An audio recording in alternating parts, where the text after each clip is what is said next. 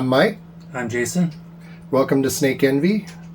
Please like, subscribe, and comment. We look forward to being able to do some episodes where we just answer your questions. Today we're going to be talking about rat snakes. We've got a couple of examples here. We're going to be focusing primarily on the North American species. They vary quite a bit in Central and South America, Southeast Asia. There's actually some debate in terms of taxonomy, whether the Old World and the New World should be considered the same species, but we're going to focus on the American snakes primarily because of their popularity in the pet trade and because they are very affordable compared to a lot of the others. And our knowledge is only really with North American stuff. Yeah, so exactly. I don't know much about Asian. Exactly. I've never kept the Asian species either. One thing I think we want to lead off, I think people who are experienced in the hobby know this, but a lot of beginners may not. The corn snake, which is arguably traditionally the most popular snake in the entire hobby, particularly for beginners, is a rat snake. It's in the same genus as all of the other rat snakes that are found in North America. The corn snake, what's the other name it goes by? The red rat snake. And depending on where you are in the U.S., you'll have either red, gray, or black, typically, rat snakes in your area. So tell us a little bit about where they live in the United States first, in the wild. Well, there's such a great range, but particularly in the eastern United States, south. These two here are Deckers. That's what I bought them as. Deckers rat snakes that live on the Keys of Florida. This is a brand new morph. It just randomly popped out. This is one of the very first leucistics Deckers. And then you got Everglades rats at southern Florida, and then it goes up further, yellows, and then you got blacks, grays. Well, grays are Kentucky area, the middle area of the east. And then when you get further west, you get the Great Plains rats, they have a huge range as well. And then you get, there's blacks too down in Texas. And I guess Texas rats and black rats are very similar. Transpecos. But this is where you get the unique ones, is like Transpecos, Bairds, Baja rats, green rats. Those are all just they're desert snakes. They, don't like humidity. They're a little bit different as where they're more terrestrial. Easterns tend to be semi-arboreal, terrestrial and semi-arboreal. But they're commonly up in trees, raiding birds' nests, whatever they can get to. The corn snakes have the same reputation in the Midwest for raiding chicken coops and raiding bird nests. Corn snakes all throughout the Midwest, obviously. But this is one of the species of snakes we don't have out here. We don't have rat snakes out in the West. It's pretty much Mississippi east. Well, Mississippi River east. Well, you forget about there's one in Utah. There is? The intermontane Great Plain rat snake. There's an isolated population on the Utah-Colorado border. And interesting. It's very fascinating because they range on the other side of the Rockies as the next nearest range, and they are different looking in Utah and Colorado, western Colorado.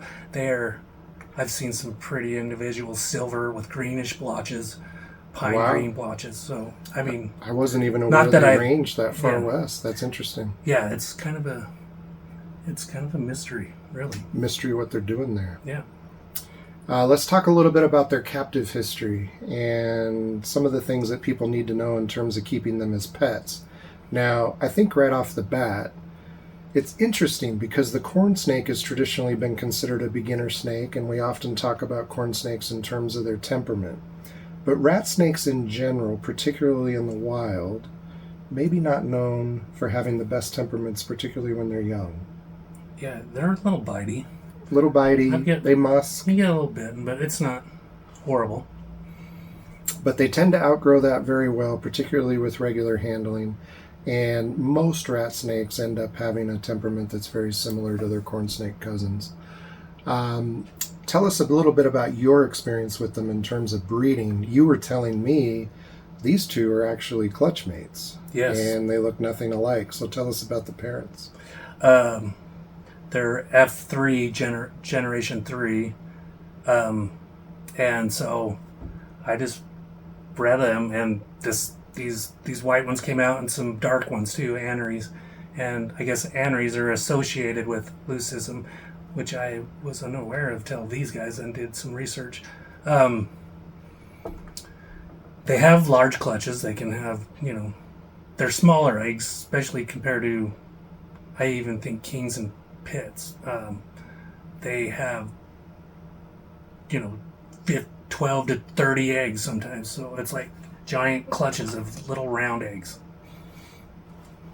And in terms of adult size, rat snakes can be quite variable there as well. We typically think of corn snakes being similar to king snakes, kind of that 4 to 5 foot range. Some of the rat snake species can get well over 6 feet. What's your experience with rat snakes in general in terms of the kind of the smallest to the biggest?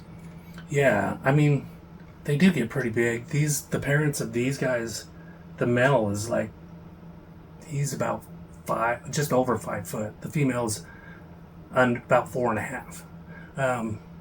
I would probably say typically for Easterns, it seems, well, the blacks get huge. I've seen 6 footers. Yeah. But, in the southeast, they can get really large. 4 to 5 foot's pretty common. The emery, the Great Plains rats are a little smaller than that. They get, big ones are 4 foot. From my experience. Same in West Texas. Those desert dwellers, they tend to be on the small side. They tend to be more the 4 to 5 foot range. The southeast is where they're known to get quite big. Yeah. They can get into the 6-7 foot range down in the southeast, but they're not as heavy bodied as, say, bull snakes or some of the other snakes that you'll find in those areas. Yeah, naturally pine snakes. They're very slender, and that kind of lends to their semi-arboreal qualities in the southeast and in the east.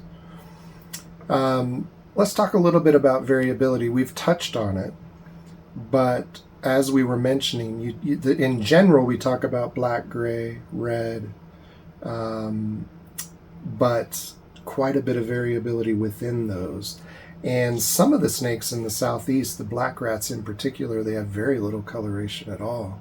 They tend to have a very muted pattern here and there, but they largely look black. They look a little similar to the black pines. Yeah, I seen one in Alabama a couple of years ago, and it had some rusty patches in it, but I've seen pure black ones too. Yeah. In Kansas. Yeah, they'll have black bodies with some of that gray, a little bit of patterning, and then you look at guys like this where they've got kind of that full pattern all the way down the body. So that's the great thing about rats as well, is pretty much anything you're interested in, everything from white to black to orange to red and everything in between. Yeah, even the blotching and striping. Yeah. Yellows, I love the yellows where they're striped. Yeah, and look at the belly on this guy. These actually will stripe out too. Yeah, and look at that beautiful yellow belly, yellow and white. So all in all, rat snakes make excellent pets. We highly recommend them. And again, just a reminder to those who may not have known, the corn snake that we've all known and loved for decades is a rat snake, even though we don't typically refer to them that way. So we highly recommend these as pets. Anything we haven't touched on? I think we got it. They're good eaters. Oh yeah, they're pretty reliable eaters. Yeah, and they make good pets. And particularly for beginning keepers, eating is always one of the biggest frustrations. And this isn't a snake that's going to give you problems in terms of eating. They're typically going to be very, very dependable. So we highly recommend. Thank you for watching. Please like, subscribe, and comment. Thanks. Lemon rat, that's the morph. It's a eastern or otherwise known as a gray rat snake. And I just love this. Like, look at these colors back here. I don't know if the camera's going to show it well, but it's just pink and salmon and gray and gold. Yeah, this is one of my favorites. Orange. And then we got right here something very similar. This is called a moonshine color morph. And notice neither one of these color morphs have pink eyes or red eyes. Lavender coming through on this one. He wants to go hide. We're going to show you the hats of this, what the normals look like. And here it is.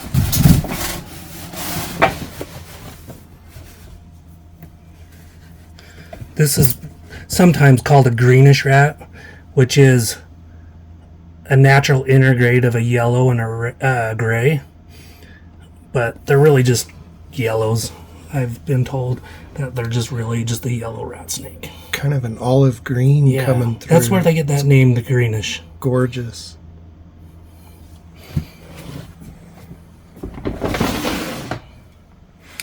And compared to the babies we were holding earlier, this gives us a much better idea of what they can be like as adults. They're very arboreal, but I don't think they label them. They're semi-arboreal, but they love climbing trees, houses, whatever they can get to find what they want to eat. And this one's easily over 5 feet long. Yep. Probably pushing 6. Yeah, this is one of my favorites. This is one of my favorite rat snakes here in the collection. Thank you. Thank you. This here is a leucistic Texas. I fed her today, so we're going to try to keep this short. And they're sweet. For Texas rats, they're not bitey at all. But what a pretty... I just think they're so pretty. And love the eyes. And such a great compliment to all the other colors that we just saw. That's the great thing about rats. A ton of variety for whatever it is you like.